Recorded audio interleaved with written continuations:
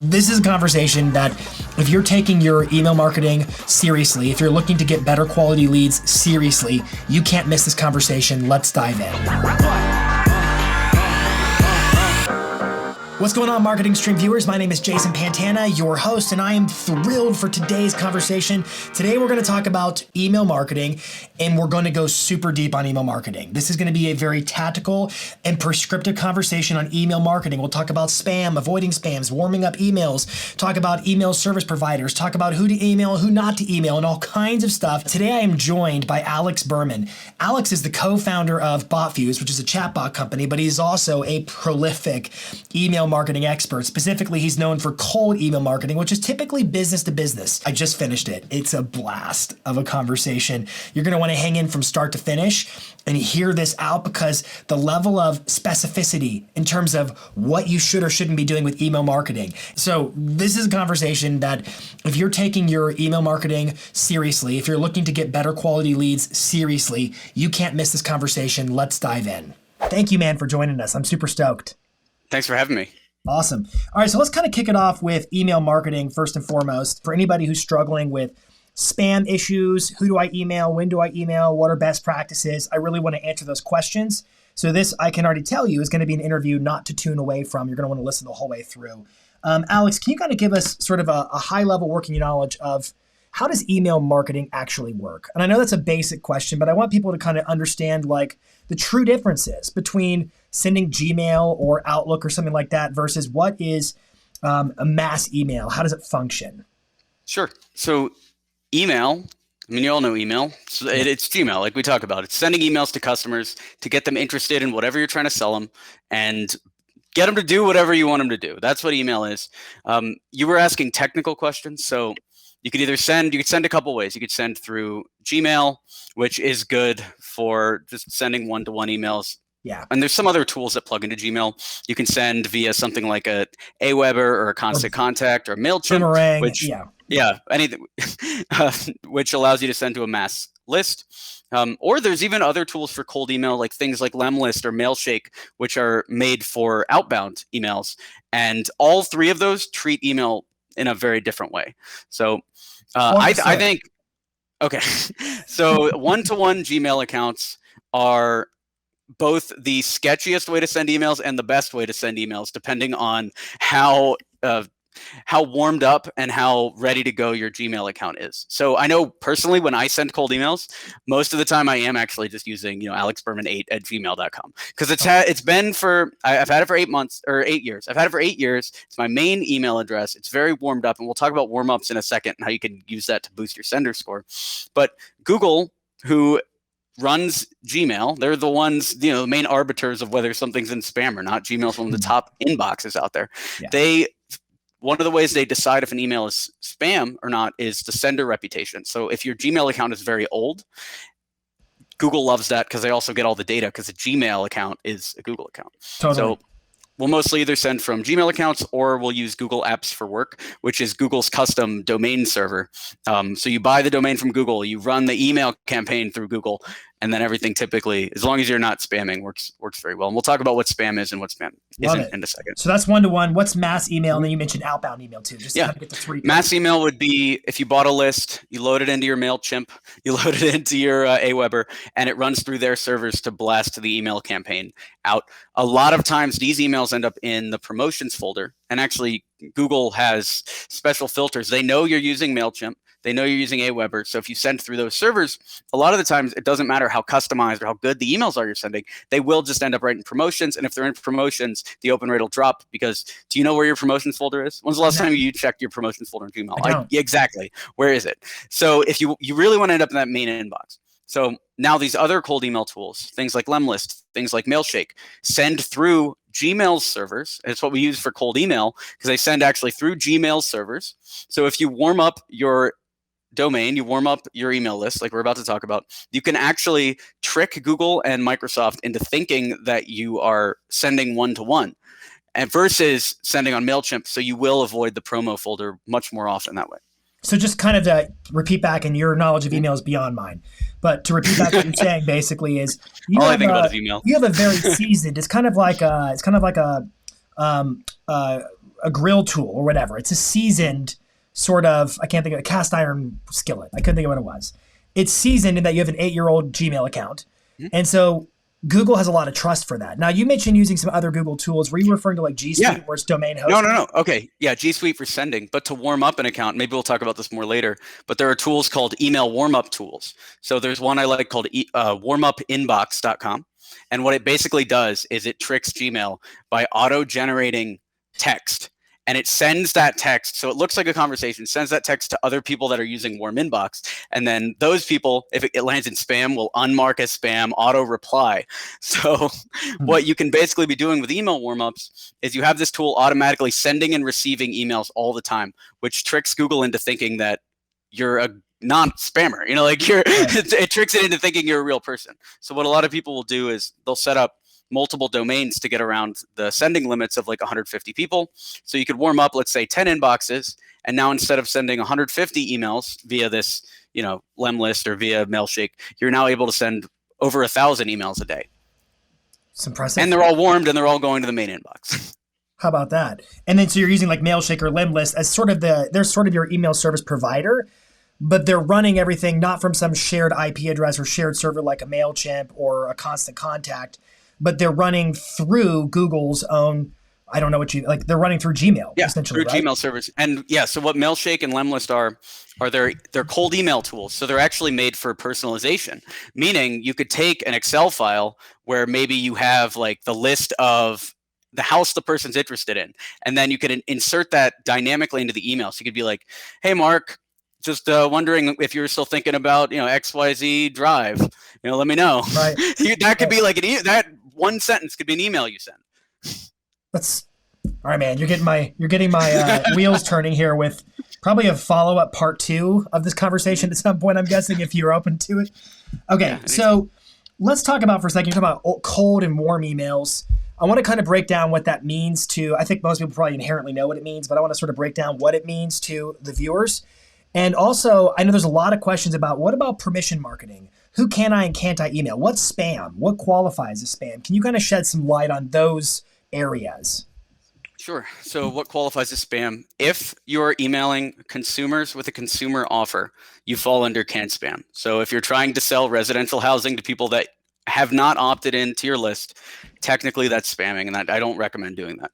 If they have opted into your list, maybe via Facebook ad, or you've bought a list who had permission, etc., and those people that signed up had permission to be on that list, then actually you're allowed to send as long as you have an unsubscribe button, as long as you show your address, and that's basically the only 2 criteria. What happens if they start hitting, if tons of people are opting out? Does that bode poorly for me in terms of my reputation?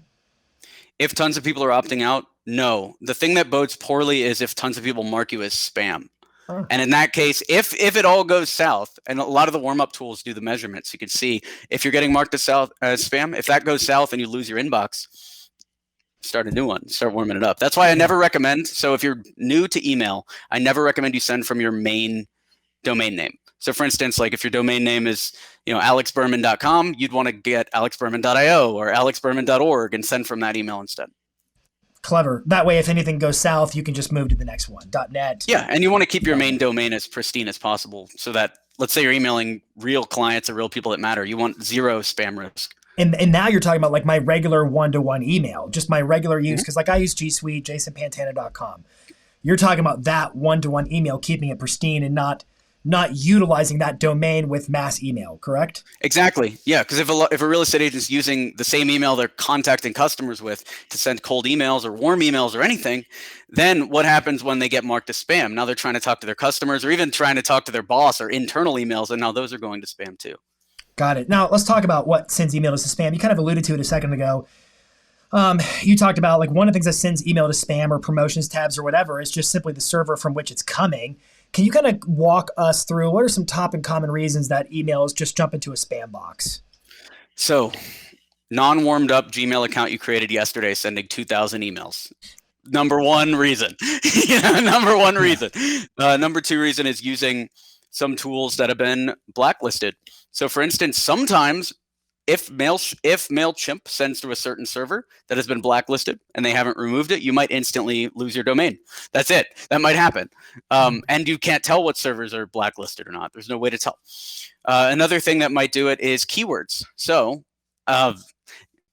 there's this whole history around email, 40 years of email history about what makes a spam message. So if you're using words like free, or even words like buy now or special offer, or like you start saying the names of prescription drugs, or you even say like, prince, like Nigerian prince or anything like that, $1 million check, like you start saying some stuff like that. And now it doesn't matter, because your emails are just going to be auto-flagged. A lot of this flagging is done by AI. So if it even reads or feels like a spam message, then it's going to get marked as spam. And then the final way you can get marked as spam is if somebody manually marks you as spam.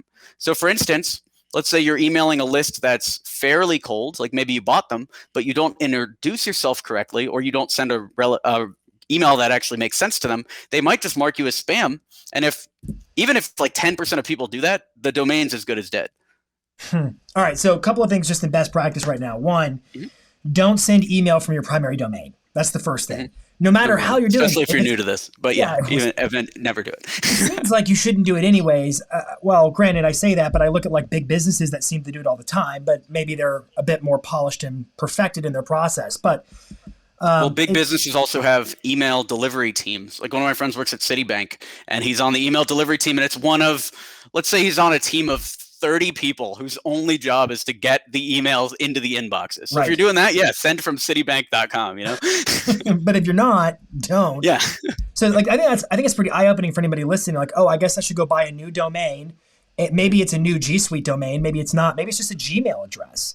Now I'm curious, when you're sitting through your Gmail address, and I'm going to try to tie this together best as I possibly can for the viewers, but when you're sending from your Gmail, it's running through Mailshake or Limelight or something like that. Or Limlist, whatever it was, Limlist. Does it say it's sent from that, or does it get sent from a different alias email address typically? It sends from whatever email address you want. Okay, so in terms of, when the recipient gets the email, it says from whatever your Gmail address is. Yeah, and that's actually another main problem with using Aweber or MailChimp or any of those, is it goes through their own emails a lot of the time. So it's, and then it shows up as an alias, right? Yeah, it shows as an alias. It could be marked as phishing, meaning you could get that little warning at the top of your Gmail account, which just disincentivizes people to click away, or mark as spam. So you can avoid all that by just sending as Gmail. All right, so just kind of peeling back the layer a little bit, it seems like a lot of these major providers, MailChimp or whatever, so they must have forgive my naivety, but they must have their own emails that they're warming up on a regular basis. And I'm just sending through one of their emails, but it's being marked as an alias of my own email? Or am I completely misunderstanding? So email warmups and domain reputation is something that a lot of these guys ignored. This came from the cold email. This came from the darkest web of spammers. Got it. And then became a little bit more gray. And now I would say it's white hat technique. In terms of email spammers. So, in terms of getting your inbox stuff delivered, to the point where now there's dozens of companies that are doing warm-ups. This is brand new. This is like less than 6 months old. People started doing this stuff. Before that, everyone had their own tools and stealth. And they were warm. So theoretically, you've been warming up emails for years, just kind of in your own method. And now, the way we used to do it was manually. We used to go in and sign up for BuzzFeed and sign up for newsletters and send emails to 10 friends and have those 10 friends send it back to you. These tools just automate what we've been doing for years. Yeah. Do you foresee any point in time where, and this might be like me just looking for the magic behind it all, do you see any point in time where maybe Google gets wise to some of these automated tools and finds a way around them? Or do you think that they're pretty legit? So the reason why they work and why it's hard for Google is it's not like everyone's sending the same message. It uses stuff like in GPT-3, like the AI text writing to write things that look to another computer like written text, sends completely original text, and replies with completely original text.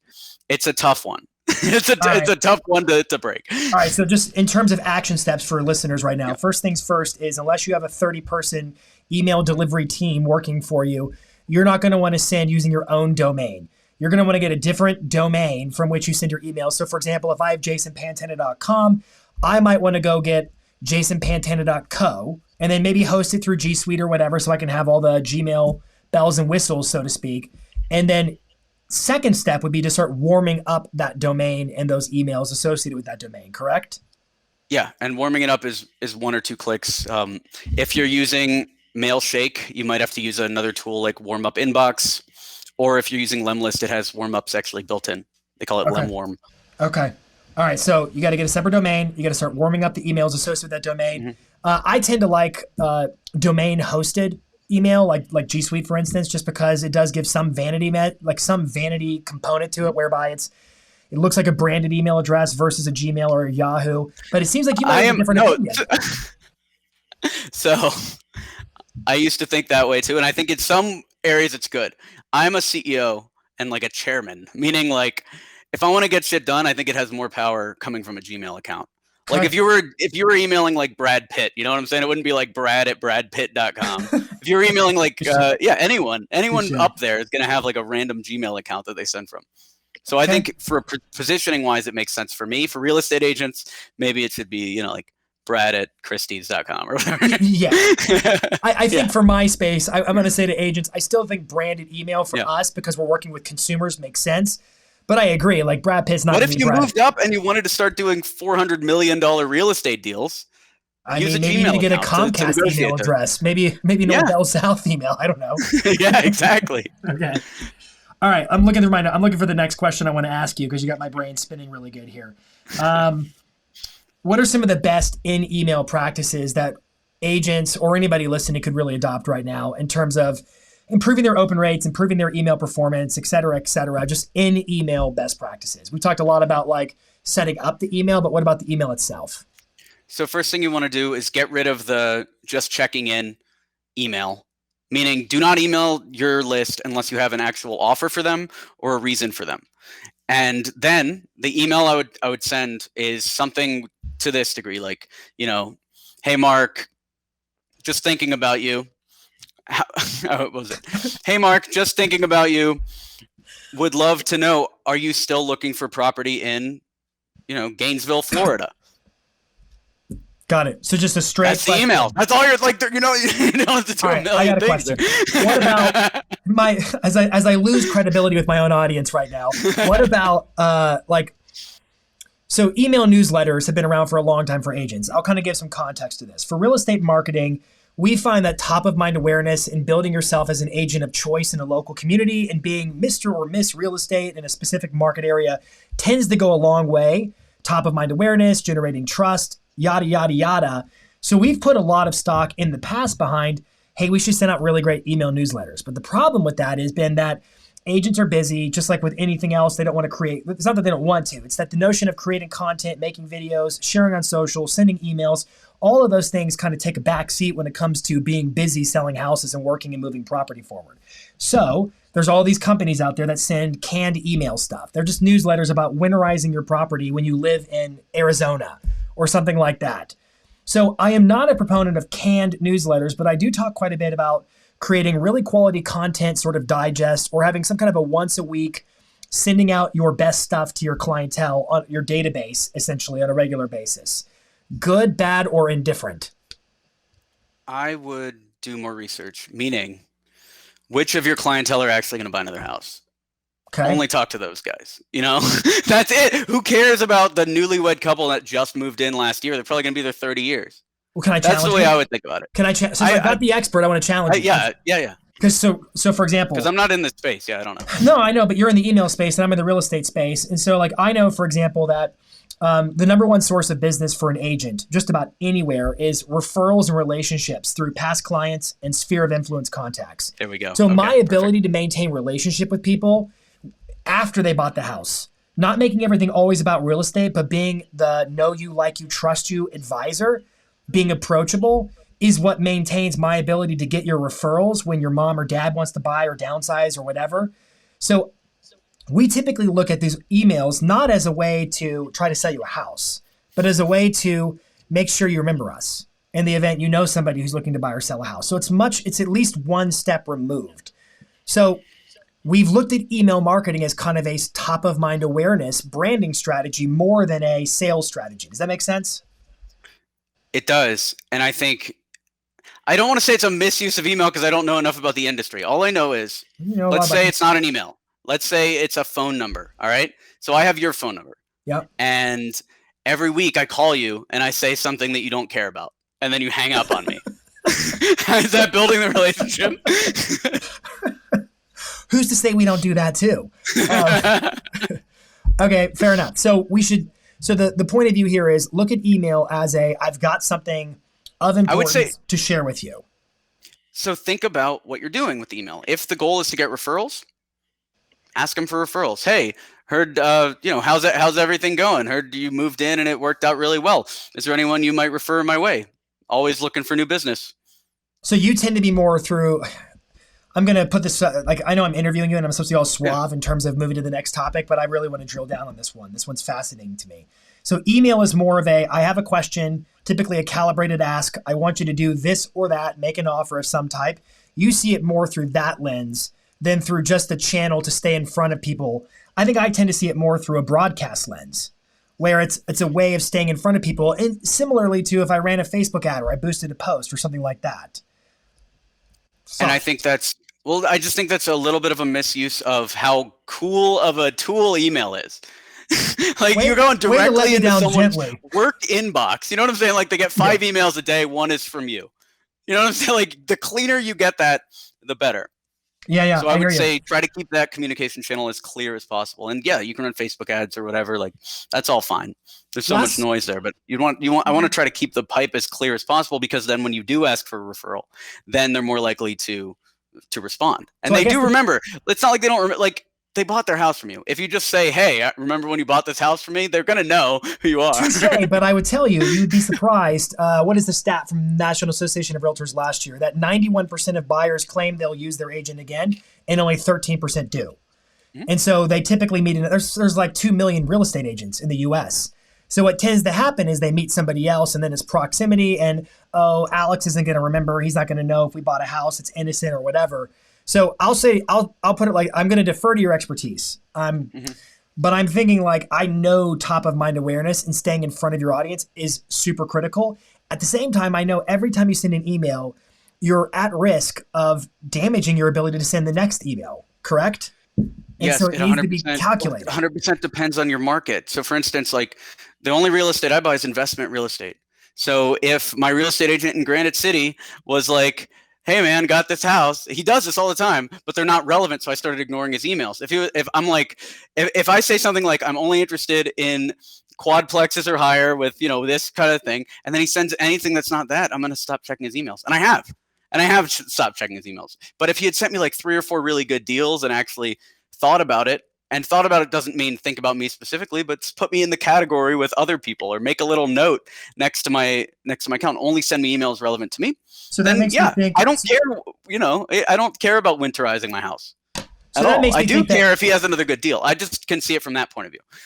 So I think I'm thinking about something I listened to Neil Patel say before, and I don't know if you agree or disagree with Neil Patel's points of view.